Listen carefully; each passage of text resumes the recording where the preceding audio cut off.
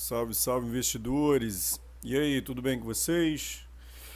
Então vamos lá, vamos para o nosso podcast, que eu já estava com saudade de fazer. No podcast de hoje eu vou falar com vocês sobre o QAGR11, o Quasar Agro 11. Mas antes de começar o nosso podcast, deixa eu lembrar vocês do seguinte, que eu até me esqueci aqui, que eu não posso esquecer. Nós estamos no podcast, nós estamos presentes nas redes sociais, no Instagram, no YouTube e também estamos no Spotify, onde você está ouvindo esse podcast agora. Lembrando a vocês que eu faço a análise do relatório gerencial dos podcasts todo mês. E o relatório gerencial, o que é exatamente, caso você tenha chegado aqui agora, caiu de paraquedas. O relatório gerencial nada mais é do que um retrato administrativo do fundo naquele mês, ok? Então, lembrando a vocês que nós estamos no episódio de número 8 e hoje nós vamos falar do QAGR11. Mas nós já tivemos 7 episódios anteriores, ok? No episódio 1 nós tivemos o relatório gerencial de maio de 2020 do HGBS11, um FII de Shopping Center. No episódio 2 nós falamos do VISC11, o relatório gerencial do VISC. Relatório de maio, ok?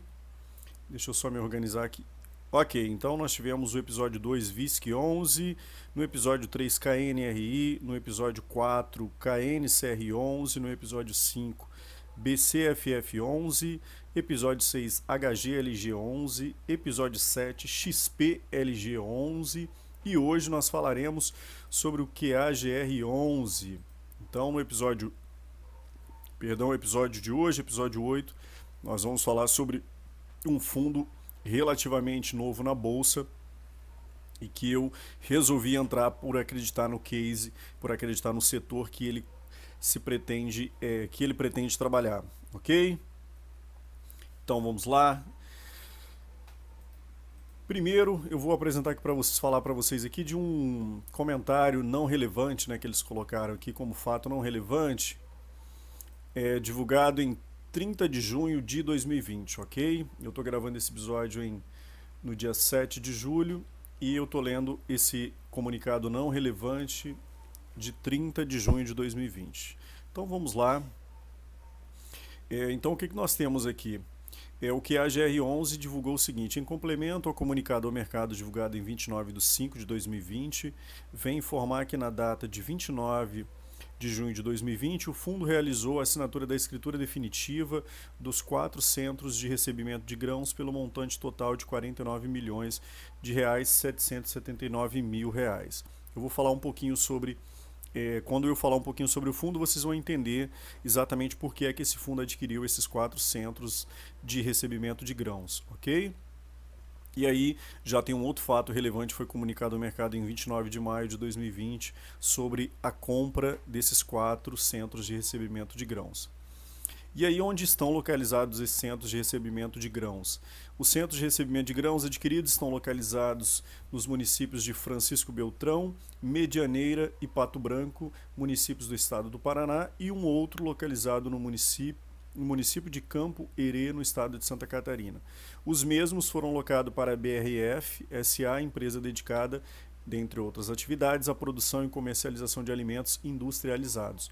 O contrato do aluguel firmado se dá na modalidade de contrato atípico, com vigência de 20 anos a partir da data de conclusão da transação, com o valor de aluguel mensal aproximado de R$ 311 mil, o que representa aproximadamente 6 centavos por cota, sendo corrigido anualmente pelo índice de preços IPCA.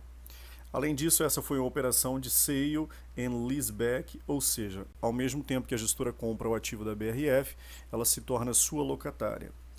Ok, vocês sabem que quando nós estamos falando de fundos de investimento imobiliário, nós temos diversas modalidades de locação. E a modalidade sale and leaseback é uma dessas modalidades, né? Em tese, como é que funciona o sale and leaseback? Aqui a gestora já explica pra gente, né? Suponhamos que você tenha uma padaria e você queira e você não queira ter o trabalho de todos os meses, você ter que lidar com a parte imobiliária, de pagar aluguéis, de IPTU, essas coisas relacionadas aos imóveis. Você pode fazer um sale em leaseback, você pode vender, você é dono da padaria e da área do imóvel em que está localizada a padaria, você vende para um fundo de investimento imobiliário e ele passa a fazer a gestão desse investimento imobiliário. Ou seja, você quer se preocupar com a sua atividade fim, que é fazer pão e vender, e você simplesmente transfere a responsabilidade para um gestor ou para um fundo de investimento fazer a gestão imobiliária do imóvel em que você está alocado. Ok? Então, você compra o imóvel, a gestora compra o imóvel e aluga para você novamente. Né? Seria mais ou menos isso. Sale, compra, leaseback, a pessoa está alugando novamente para você. Beleza? Então, falamos sobre isso. Vamos para o relatório do que é a GR11, ok? Esse é o ticket de negociação desse fundo de investimento imobiliário. E aqui nós estamos falando do relatório gerencial de maio de 2020. Primeiro, falar um pouquinho sobre o que é a GR11.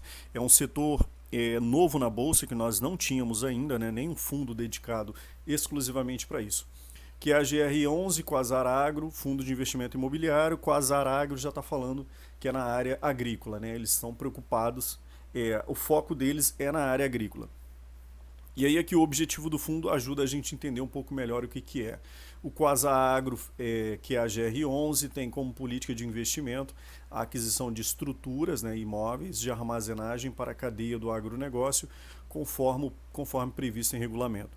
Para compor o seu portfólio, o fundo deverá adquirir ou construir ativos imobiliários em 4 segmentos diferentes: grãos e fibras, açúcar, álcool, indústrias e operadores logísticos. Atualmente, o que a GR11 tem o seu foco voltado para os grandes celeiros. Né? Eles compram áreas de silos, né? Esses silos de armazenamento de grãos, e eles alugam para as empresas. Então, o foco dele nesse momento, né, embora ele possa aqui, né, se focar na área de grãos, açúcar e álcool, indústrias e operadores logísticos, o foco dele é a área agrícola, mais especificamente essa questão de silos. Né? Então, é um fundo que chegou recentemente na Bolsa, né? O início das atividades dele foi em novembro de 2019, então quem vai entrar nesse fundo, a minha recomendação é que só compre cotas desse fundo de investimento se você já tem um portfólio diversificado, se você já investiu na área de shopping centers, em fundos de investimento imobiliário que sejam fundos de fundos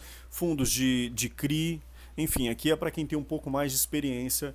Eu indicaria para quem já tem um pouco mais de experiência, porque aqui você tem um fundo relativamente novo e, portanto, você tem um risco maior associado a ele, ok? O gestor é a Quasar Asset Management e a administradora é a BTG Pactual, assim como a escrituração também é pelo BTG Pactual. A taxa de gestão do fundo é 0,75% ao ano sobre o valor do patrimônio líquido do fundo, ok? O tipo de renda é uma gestão ativa, na área de logística, o seu código é o que é a GR11. Então vamos lá, o comentário do gestor, que é o que eu venho sempre falando para os investidores que têm ouvido os meus podcasts. É muito importante que na quarentena a gente leia o comentário do gestor. Por quê? O comentário do gestor nada mais é do que uma análise do gestor do que aconteceu nos últimos 30 dias, tanto relacionado ao fundo quanto à questão macroeconômica, né? Brasil e mundo. Ok, então nós temos o seguinte: conforme fato relevante, publicado em 14 de maio, um grupo de cotistas detentores de mais de 5% das cotas do fundo solicitou a convocação de uma AGE, Assembleia Geral Extraordinária, para deliberar, entre outros temas, sobre a amortização parcial de R$ 35 por cota e alterações nas definições do objeto e da política de investimento do fundo. Conforme fato relevante publicado em 3 de junho, o mesmo grupo de cotistas cancelou formalmente a solicitação da AGE, Assembleia Geral Extraordinária. Na carta do gestor publicada no dia 4 de junho, a gestão reforça o posicionamento totalmente contrário aos pleitos propostos pelos cotistas solicitantes. Nosso foco continua na alocação dos recursos captados na primeira emissão de cotas, mantendo a estratégia central do Quasar Agro FI. Com o cancelamento da AGE, a estratégia do fundo permanece inalterada, não havendo qualquer prejuízo para as operações em andamento e ou em fase de conclusão, tampouco aos cotistas em relação à manutenção da tese de investimento ao qual aderiram. Então, o que nós tivemos aqui? Nós tivemos um grupo de cotistas que tentaram fazer uma Assembleia Geral Extraordinária para deliberar sobre a amortização de R$ 35 sobre o valor da cota e alterações no objeto da política do fundo, né? Então, eles queriam, além da amortização, alterar alguma coisa no estatuto político, né? No estatuto que foi criado pelo fundo. E eles não tiveram muito sucesso quanto a isso, né? E o fundo reforça aqui que a estratégia dele continua sendo a mesma, né? De quando ele veio a mercado para fazer sua primeira emissão. E aí, não custa lembrar, né? O fundo está na sua primeira emissão, então ele ainda tem um valor remanescente para ser aplicado da sua primeira emissão, né? E como nós estamos no meio do período de coronavírus, é natural que nós tenhamos aí uma dificuldade, talvez alguma dificuldade na alocação desses recursos. Então vamos seguir. Seguindo o plano de alocação, o fundo celebrou carta de intenções para aquisição e locação de 3 centros de recebimento de grãos pelo montante total de aproximadamente 98 milhões. Carta do gestor, publicada em 5 de junho de 2020. As 3 unidades a serem adquiridas estão localizadas em Minas Gerais e Goiás e serão locadas à BRF SA na modalidade de contrato atípico. Ok?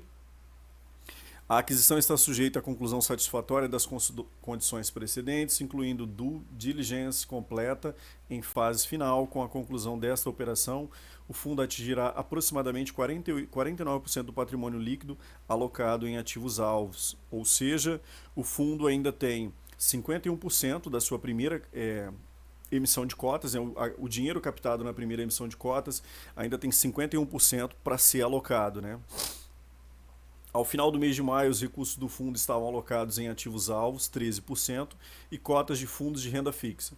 Ou seja, desse valor de 49% do patrimônio que já foi investido, 13% estão em ativos alvos, né, que são os celeiros que já foram comprados, e 87% desse valor está alocado em fundos de renda fixa. Então o fundo ainda não tem onde alocar esse fundo, ou está estudando novas propostas, então ele preferiu colocar esse dinheiro na renda fixa enquanto ele não investe. O resultado no mês em questão, 25 centavos por cota, será integralmente distribuído aos cotistas, preservando a política de distribuição de rendimentos mensais. Esse valor já foi, né, pago aos cotistas. Desde o início, a cota atingiu uma média de liquidez diária de 25 mil negociações ou 2,5 milhões por dia. Então o fundo tem uma boa negociação na bolsa, de modo que não é difícil entrar e sair do fundo, né? Neste momento, as operações e negociações com 4 locatários diferentes somam mais de 200 milhões e envolvem a aquisição de 4 unidades de armazenamento situados no Paraná. Nós falamos disso no comentário no fato não relevante. Construção de um terminal de transbordo no Mato Grosso. 3. Aquisição de 11 unidades de armazenagem de grãos situados em Goiás e Mato Grosso. E 4. Construção de uma unidade de armazenagem de grãos no Rio Grande do Sul. Então aqui o que nós temos desses 200 milhões que eles pretendem alocar, 49 milhões, né? Só retomando aqui, isso, 49 milhões já foram alocados e eles são, né, estão situados no Paraná, como nós vimos aqui, né? Paraná e Santa Catarina, né? Então, vamos seguindo aqui. O patrimônio líquido atual do fundo é de 483 milhões, o valor de mercado do fundo é 398 milhões, o que nos leva à seguinte conclusão, né? O patrimônio líquido do fundo é maior do que o valor de mercado do fundo. Gleison, o que isso significa? Significa que o mercado está precificando travou aqui. Significa que o valor de mercado, ou seja, as pessoas que estão comprando as cotas do fundo, estão precificando o valor do fundo abaixo do que ele vale. Então, quem estiver comprando as cotas do fundo, eu não sei quando você vai estar ouvindo esse podcast, mas no momento em que eu estou gravando esse podcast, as cotas do fundo elas estão sendo negociadas com um deságio. Ou seja, você está pagando Você está levando 483 milhões de patrimônio e você está pagando apenas 398 milhões por esse patrimônio, ok? Atualmente o fundo tem 14 mil investidores, foi pago 25 centavos por cota no mês, né, que foi referente a junho. A cota patrimonial era 95, a cota patrimonial 95,90 e o valor de mercado da cota era R$ 78,99. Daquilo que eu falei para vocês, né, o mercado está disposto a pagar R$ 78,99 por cota, mas o valor, né, se você pegar o patrimônio líquido, dividir pela quantidade de cotas que o fundo tem, você vai chegar ao valor de R$ 95,90. Então o mercado está precificando com o deságio esse fundo. E aí você pode perguntar para mim, por que o mercado, Gleison, está penalizando esse fundo? E aí entra alguns insights para você. Primeiro, nós estamos atravessando ainda a pandemia, isso é um fator, né, de medo para as pessoas, de modo que elas vão pegar o dinheiro delas e vão procurar investir em FIIs que são mais consolidados no mercado, como por exemplo KNRI, HGLG e outros fundos, porque eles já são consolidados, já estão há muito tempo no mercado e, portanto, oferecem maior segurança. E eles vão tirar, e aí um outro fator eles sabem que o QAGR11 é um fundo que veio ao mercado em pouco tempo, tem pouquíssimo tempo, né? Novembro de 2019, então nós estamos em junho, então são 6 meses, 7 meses, o fundo tem apenas 7 meses de existência, então esse é um fator que colabora para que as pessoas tenham medo de investir nesse fundo, então é natural que as cotas, né, junto com a questão da pandemia, o valor das cotas vai lá no chão. A liquidez média nós já falamos, 2,5 milhões por dia, o dividend yield pago de 3,8%, ok? E aí vejamos aqui, nós temos algumas notas de rodapé aqui, vejamos, tá, isso não é importante, sigamos aqui. Comentários do gestor, continuação, pipeline de ativos em negociação, ou seja, o fundo, os gestores estão negociando novos ativos para colocarem na sua carteira, né? E nós temos o locatário A, né, que eles não podem divulgar quem são esses locatários por uma questão de regulamentação ilegal. É o locatário A, que eles estão em negociação, são 4 unidades de armazenamento de grãos no Paraná, e o prazo do contrato é de 10 anos e o valor é de 50 milhões. Esse nós já sabemos que porque foi divulgado, nenhum fato não relevante. O locatário B é um terminal de transbordo, como nós vimos, em Mato Grosso. O prazo do contrato é de 30 anos e o valor de 80 milhões. O locatário C, 11 unidades de armazenamento de grãos em Goiás e Mato Grosso, pelo prazo de 20 anos e o valor de 100 milhões. O locatário D, uma unidade de armazenamento de grãos no Rio Grande do Sul pelo prazo de 20 anos e o valor de 15 milhões. Esse pipeline já tinha sido falado, né, no comentário do gestor anteriormente, aqui ele só especificou quais são os locatários, quais são os ativos que eles querem alugar, qual o estado, o prazo do contrato e o valor desses contratos. Então todos esses ativos que eles pretendem comprar dá um total de 245 milhões. E aí é importante que a gente continue acompanhando os fatos relevantes que são divulgados ao mercado para a gente ver se, de fato, né, os gestores do QAGR11 conseguiram comprar esses ativos, fechar o acordo com os seus inquilinos, ok? Outro fato importante aqui a ser destacado é o prazo desses contratos. São contratos de longuíssimo prazo, então são contratos, como eles tinham dito, contratos na modalidade atípica. Gleison, o que é uma modalidade atípica? Eu estou ouvindo o seu primeiro podcast e eu não sei a diferença entre um contrato atípico e um contrato típico. Contrato típico, basicamente, aqui é uma coisa muito grosseira, tá? Para a gente não perder muito tempo. Contrato típico, basicamente, você pode sentar com o gestor do QAGR11 ano após ano e negociar o valor que você vai pagar pelo seu aluguel, naturalmente respeitando o contrato, se você vai seguir o IPCA, se você vai seguir o IGPM, e você pode, então, negociar o valor a ser pago ano a ano, ok?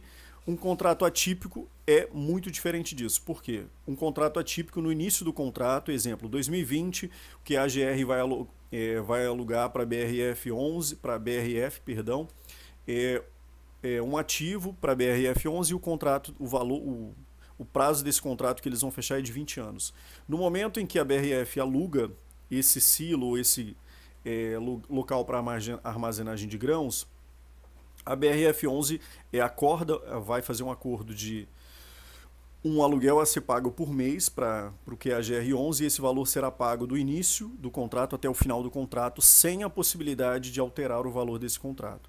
Outra questão importante do contrato atípico que nos dá mais segurança.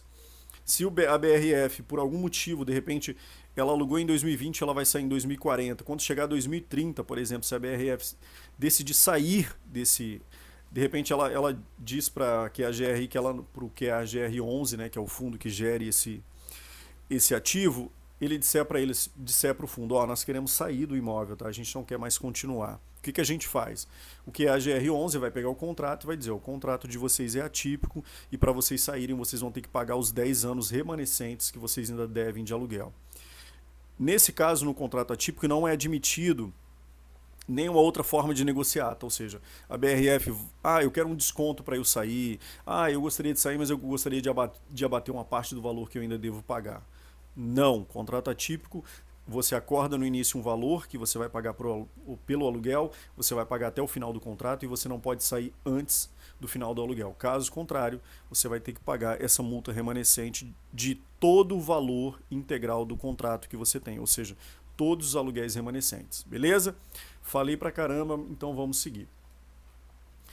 Aqui preservamos a identificação dos vendedores, dos locatários, por uma questão legal, beleza? Vamos ver aqui. Vejamos o que mais que nós temos aqui. Ok, um resumo do portfólio atual dos ativos imobiliários. Eles têm 66 silos distribuídos em 8 unidades, né, atualmente, né? Mais de 300 mil, a capacidade, né, desses 66 silos é de mais de 300 mil toneladas de capacidade estática, né, que eles podem armazenar. E aí a distribuição deles, né, nós já temos Pato Branco, que já foi concluído, Cambé, no Paraná, Açaí, no Paraná, Bela Vista do Paraíso, no Paraná, Sabaldia, no Paraná, Medianeira, no Paraná, Francisco Beltrão, no Paraná, e Campo Herê, em Santa Catarina.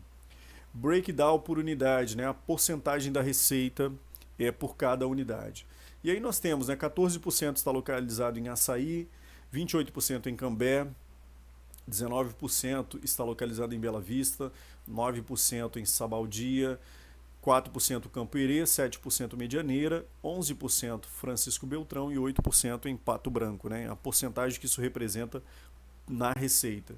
E aí breakdown por tipo de ativos, a parcela, a porcentagem da receita, ou seja, 100% das receitas do fundo atualmente vem de centros de recebimentos de grãos. Como eu falei para vocês, né? Por enquanto, o QAGR11 está alocado 100% em centros de recebimento de grãos, certo? Os tipos de contrato, todos os contratos são atípicos, o perfil dos locatários, 30% é agroindustrial, que é a área de frangos, e 70% é revenda de insumos agrícolas, beleza? 30% agroindustrial é a BRF aqui, né? E o restante é de uma outra empresa.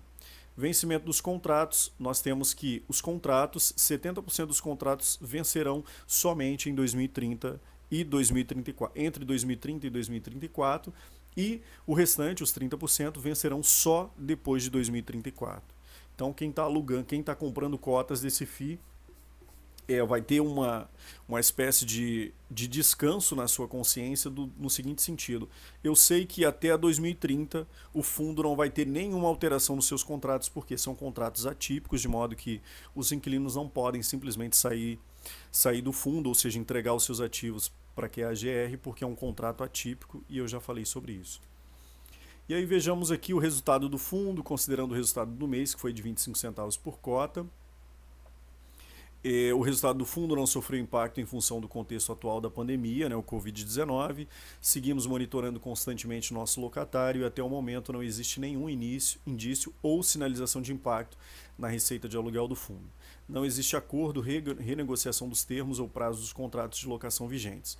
O fundo vai seguir sua política de distribuição de rendimento próxima de 100% do resultado gerado em cada período. Acreditamos que a transparência em relação à capacidade de geração de resultado do fundo é extremamente importante para os investidores no contexto atual. Então, o que nós temos aqui? Não foi feito, né, em virtude aí do Covid-19, não houve nenhum acordo, né, entre o locatário e o fundo, que é a GR11, para fazer um acordo ou uma renegociação dos seus contratos. Eles seguem pagando normalmente, o que é muito bom para a gente, né? Então vamos ver aqui a competência do mês de maio, a competência de abril e o caixa em maio de 2020. A receita imobiliária foi de R$509 mil. E aí vejamos aqui o que nós temos. Nós temos como receita imobiliária, ou seja, os aluguéis que o fundo recebeu, foi no valor de 509 milhões, receita financeira de R$878 mil. Essa receita financeira vem da renda fixa, né, porque o fundo ele fez a sua primeira emissão de cotas, captou o dinheiro da primeira emissão de cotas e ele ainda não investiu, ele investiu só metade do valor e a outra metade está aplicada em renda fixa. Então isso deu um total de receitas em maio de 2020 de R$1.388 mil E aí nós passamos para as despesas operacionais, né? R$ 145 mil. O total das despesas foi esse valor, R$ 145 mil. O resultado, e o que nós temos como resultado? R$ 1.243, né? Nós pegamos o total das receitas, tiramos as despesas, chegamos a esse valor, e o rendimento anunciado, 100%, ou seja, o fundo resolveu distribuir aos cotistas R$ 1.243 por... esse valor foi distribuído para cada cota individualmente, ou seja, foi dividido pela quantidade de cotas totais. Perdão. O resultado por cota foi 25 centavos por cota e a parcela distribuída, como eu disse para vocês, o fundo resolveu, ele não guardou nenhuma parte do que ele recebeu, ele distribuiu 100%. Caso você esteja chegando agora, você ainda não esteja muito ligado na questão de distribuição dos fundos, o que nós temos como política? Os fundos de investimento imobiliário, eles são obrigados a distribuir semestralmente, repetindo, semestralmente, 95% daquilo que eles recebem. Ou seja, todo mês, todo semestre, os fundos são obrigados a distribuir 95% do que eles recebem. Eles podem reter apenas 5% do que eles recebem, ok? E aí, por que eu disse que é semestral? Porque já é política, né, no mercado de fundos de investimento imobiliário, de que os fundos eles devem distribuir todo mês 95% dos seus rendimentos, né, do que eles recebem de receita imobiliária ou da sua atividade fim. Mas, na verdade, como lei, né, como nós temos no Brasil, como lei não é todo mês, mas todo semestre, ok? É bom que isso fique dito porque no período de pandemia a gente viu uma redução drástica, principalmente dos shopping centers, e algumas pessoas começaram a se perguntar se os fundos iam parar de pagar os seus rendimentos todo mês. E na verdade, se o fundo achar que ele deve fazer isso, ele pode fazer, porque a lei obriga ele apenas a distribuir 95% dos rendimentos a cada semestre, ok? E não todo mês. Vejamos, aqui nós temos as fotos, né, dos imóveis, que eu não vou mostrar para vocês, acho que é pertinente vocês mesmos baixarem os relatórios, darem uma olhada, ver, e aí vocês têm que ver se é pertinente investir nesse fundo. Como eu disse para vocês, o fundo, eu teria uma crítica para o fundo, que primeiro, os seus inquilinos, né? Aqui eu vou até passar rapidamente para vocês, para a gente ver. Primeiro, o fundo, ele é um fundo multimóvel, ou seja, ele tem vários e vários silos, né, de armazenamento de grãos, mas nesse momento, ele tem apenas 2 inquilinos. E os 2 inquilinos são BRF e Bela Agrícola. Como vocês podem ver, o que nós temos aqui? Aqui eu estou passando rapidamente sobre os imóveis, tá? Aqui, sobre os silos de grão.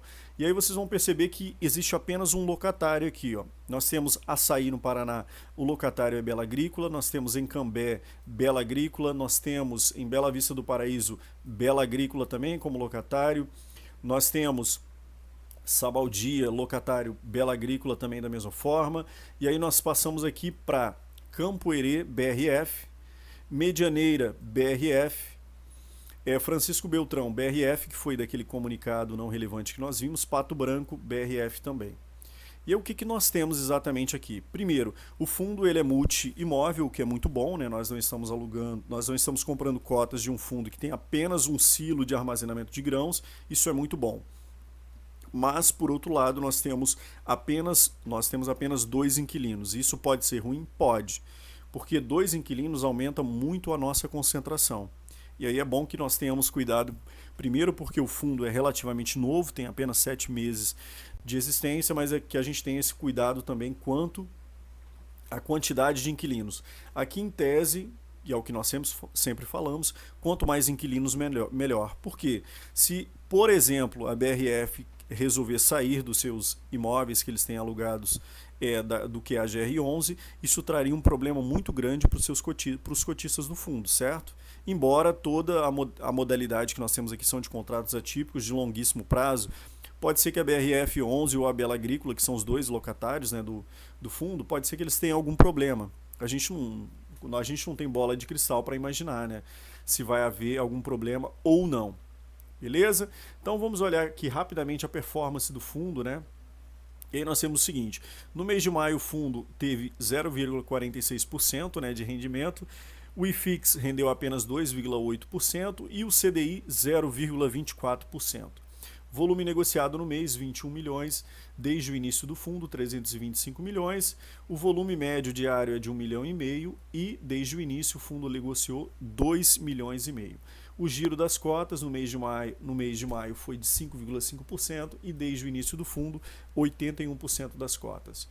Aqui nós temos uma evolução da cota na B3, que daí a gente não cabe a gente falar, porque o fundo é relativamente novo, então isso não influencia muito.